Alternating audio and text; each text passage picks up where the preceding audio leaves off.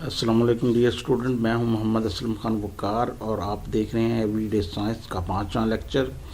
General knowledge का paper Punjab public service commission का exam सन 2020 तहसीलदार की पोस्ट के लिए। तो आज का जो हमारा टॉपिक है वो है कार्बोहाइड्रेट्स, प्रोटीन, फैट्स, मिनरल और विटामिन्स। तो इनके बारे में हम ब्रीफ सा ओवरव्यू करेंगे। तो कार्बोहाइड्रेट्स की सबसे पहले बात करते हैं। तो carbohydrates consist of oxygen, carbon and hydrogen.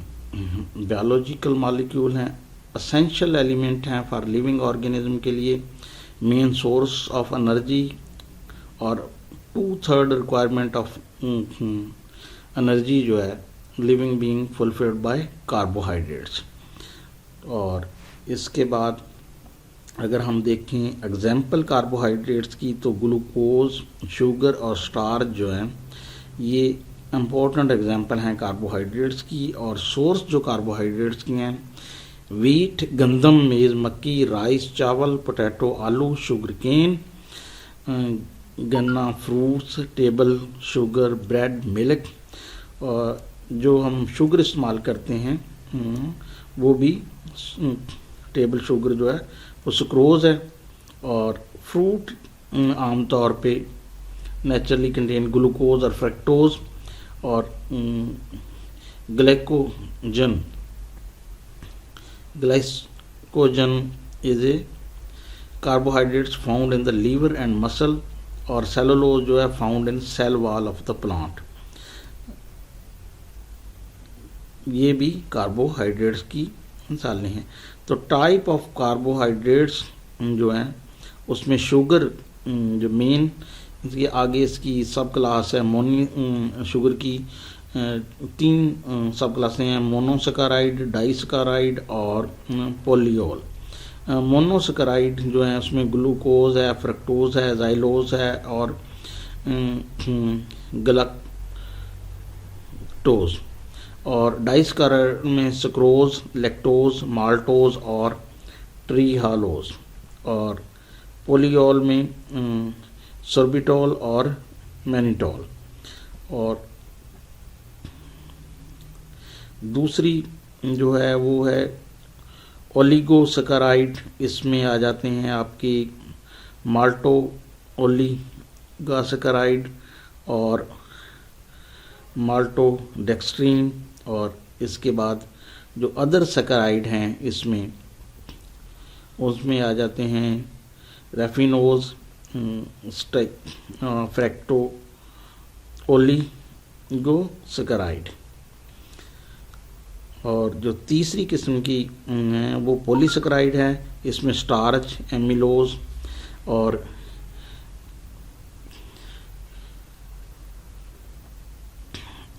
अमीलोपेक्टिन, modified starch. और इसकी दूसरी मिसाल जो पॉलीसैकेराइड की है वो नॉन स्टार्च पॉलीसैकेराइड है, जिसमें सेलुलोज और हेमीसेलुलोज, पेक्टिन्स और हाइड्रोकोलाइड्स शामिल हैं। तो उसके बाद ये देख लें कि अब हम अगर बात करें कार्बोहाइड्रेट्स के टाइप की, तो उसमें शुगर और शुगर में मोनोसैकेराइड, डाइसैकेराइड और पोलियोल। और उसके बाद दूसरी जो सब क्लास है वो ओलिगोसैकेराइड है, जिसमें आगे माल्टो ओलिगोसैकेराइड और अदर और माल्टोडेक्स्ट्रीन है। और उसमें अदर ओलिगोसैकेराइड, ये भी ओलिगोसैकेराइड की किस्म है। और तीसरी जो है पॉलीसैकेराइड है। तो फंक्शन जो है ना फैट इसके कार्बोहाइड्रेट्स के, ये एनर्जी देती हैं, store food in the body, form nucleic acid, support skeleton of animal, give sweetness and flavour और ब्रेक डाउन फैटी एसिड को ब्रेक करती हैं। उसके बाद जो हमारा दूसरा था टॉपिक का हिस्सा वो है प्रोटीन पे। प्रोटीन बेसिकली बायोमॉलिक्यूल होते हैं। Protein are made up of tiny element of different type of amino acid से बनते हैं। After formation, protein exists for a fixed period of time, then degraded and recycle. यानी कि ये जब प्रोटीन बनती है तो फिर एक ख़ास मुद्दत के लिए उसके बाद डिग्रेड हो जाती है और फिर रिसाइकल हो जाती है। और ज़्यादातर जो प्रोटीन है वो लीनियर पॉलीमर हैं, made up of series of up to 20 different L alpha amino acid, और अमाइनो एसिड पॉलीपेप्टाइड चेन में connected by peptide bond to resonance form which contribute some double bond characteristic. Protein का जो structure है unique 3 dimensional structure है। Function जो protein के हैं, carry out duty defined by information encoded in gene, essential for all over body growth, play a role of biocatalyst and biotic regulator. Protein जो है ना वो इंस्टेंट एनर्जी देती हैं ड्यूरिंग द एमरजेंसी पीरियड के लिए और हेल्प करती हैं catalysing the metabolic reaction. Essential element in DNA replication में है। और जो प्रोटीन की टाइप्स हैं उनमें एंजाइम है। Enzyme play important role specially during the break down of molecule. Enzyme are also required for the digestion and growth of the cell. और उसके बाद दूसरी जो टाइप है वो हार्मोन है। सम हार्मोन और protein that help in metabolic activities. उसके बाद है structural protein. Such type of protein provide strength to the cell tissue and organ. जो स्ट्रक्चरल प्रोटीन है ये ताकत देती हैं सेल को, टिश्यू को और ऑर्गन को। और सिग्नलिंग प्रोटीन जो एक टाइप है ये सेल के दरमियान कम्युनिकेट करती है, facilitate cell to communicate with each other by providing signal. और उसके बाद डिफेंसिव जो प्रोटीन है वो हेल्प करती हैं ऑर्गेनिज्म को फाइट विद इन्फेक्शन, और ये सपोर्ट करती हैं टिश्यू को कि जल्द वो हील हो जाए। इसके बाद हमारा जो टॉपिक का जो तीसरा हिस्सा है वो कार्बोहाइड्रेट्स प्रोटीन के बाद फैट पे है। Fat structural as well as metabolic function. Fat are molecule made up of glycerol and fatty acid. यानी कि फैट जो है ना वो fat are molecule made up of glycerol and fatty acid. और फैट ऑर्गेनिक कंपाउंड है hydrogen, carbon और oxygen के। Fat and oil are categorized in the aliphatic chain based on the number and bonding of the carbon atom. Fat stored source of energy in the body that remained stored beneath the skin. जहाँ तक function का तल्लुक है fat का, तो fat dietary requirement protective layer specially in the human body and provide protection. और जहाँ तक है कि ये सॉल्युबल, इसमें जो vitamin A, vitamin D, vitamin E और विटामिन के फैट सॉल्युबल होते हैं। Fat help in maintaining the healthy skin and hair. Fat insulate body organ against external shock. Fat maintain body temperature और fat promote करते हैं healthy cell function के। Type of fat जो दो तरह के होते हैं, सैचुरेटेड और अनसैचुरेटेड। जो सैचुरेटेड फैट हैं वो ईजीली सॉलिड शक्ल में लाया जा सकता है और ख़ास तौर पे ये सॉलिड फॉर्म में पाए जाते हैं रूम टेम्परेचर पे जो सैचुरेटेड हैं। और इसकी एग्जांपल है एनिमल मीट, चीज़, आइसक्रीम।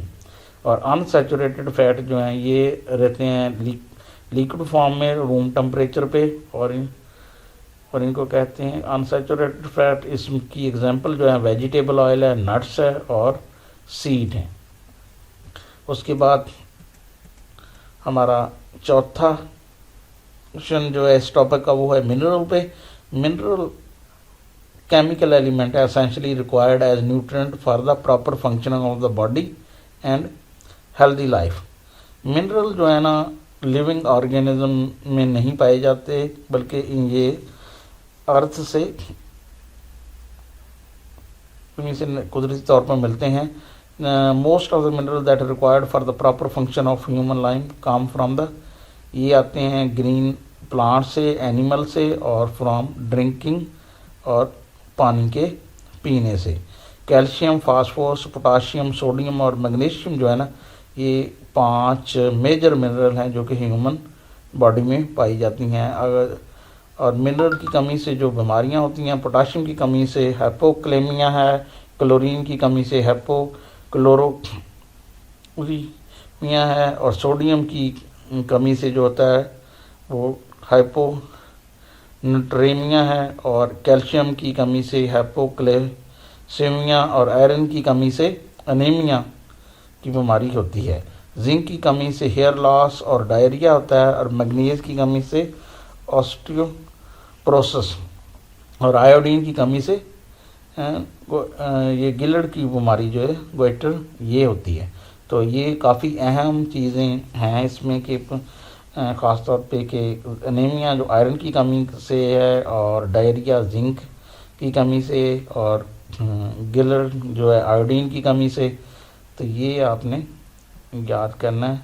इसके अलावा जो है ना, हाँ, विटामिन, आखिरी जो टॉपिक का हिस्सा है हमारा विटामिन है। Vitamin is one of the most essential organic compound that organism require for the growth and maintenance of the body. और इसको पोलिश साइंटिस्ट जो था कैज़मिरस फंक, उसने पहले यूज़ किया वर्ड विटामिन 1912 में। और अगर हम देखें कि जो विटामिन की टाइप और किस नाम से मशहूर हैं, और ये सॉल्युबल किस किस चीज़ में है। विटामिन ए जो है ना, इसको रेटिनॉल भी कहते हैं। ये फैट में सॉल्युबल है। इसकी कमी की वजह से नाइट ब्लाइंडनेस की बीमारी पैदा होती है। ये सवाल बहुत ही पेपरों में आता है। विटामिन B1 इसको कहते हैं थायामीन, कॉमन नेम जो इसका है। वाटर में ये सॉल्युबल है, और बेरी की बीमारी इसकी कमी से होती है। विटामिन B2 राइबोफ्लेविन कहते हैं इसको, और ये भी वाटर सॉल्युबल है, और ग्रोसेट की बीमारी से। विटामिन B3 इसको नियासिन, वाटर सॉल्युबल है, और प्लग्रा की बीमारी इसकी कमी की वजह से होती है। और vitamin B5 pantothenic acid water में सॉल्युबल है, और इसको पेरिथेसिया की बीमारी है इसकी कमी की वजह से। और विटामिन B6 पेरिडॉक्साइन वाटर सॉल्युबल है। एनीमिया की बीमारी, विटामिन B6 की कमी की वजह से एनीमिया की बीमारी होती है। ये भी काफ़ी सवाल पूछा जाता है। विटामिन B7 इसका आम जो नाम है ब्यूटीन, वाटर सॉल्युबल है, और डर्माटी ये बीमारी है इसकी। और vitamin B9 folic acid water soluble है, और अनीमिया मैग्लोब्लास्टिक अनीमिया इसकी कमी की वजह से होता है। और विटामिन B12 इसको सानोकोबालामीन ये वाटर सॉल्युबल है, और अनीमिया इसकी वजह से भी परनीशियो अनीमिया की बीमारी पैदा होती है। विटामिन C स्कॉर्बिक एसिड इसको कहते हैं, और स्क्रूवी की बीमारी इसकी कमी की वजह से वाटर सॉल्युबल है। और vitamin D chloro calciferol fat में सॉल्युबल है। रिकेट की विटामिन D की कमी की वजह से रिकेट की बीमारी। और विटामिन E जो है, विटामिन जो ये है D, और ये विटामिन E, और इसको टैकोफेरोल कहते हैं, और इसमें की कमी की वजह से भी हार्मोलिटिक एनीमिया रहता है। विटामिन K ये फैट सॉल्युबल है, और उसकी वजह से ब्लीडिंग डायथीसिस की बीमारी होती है।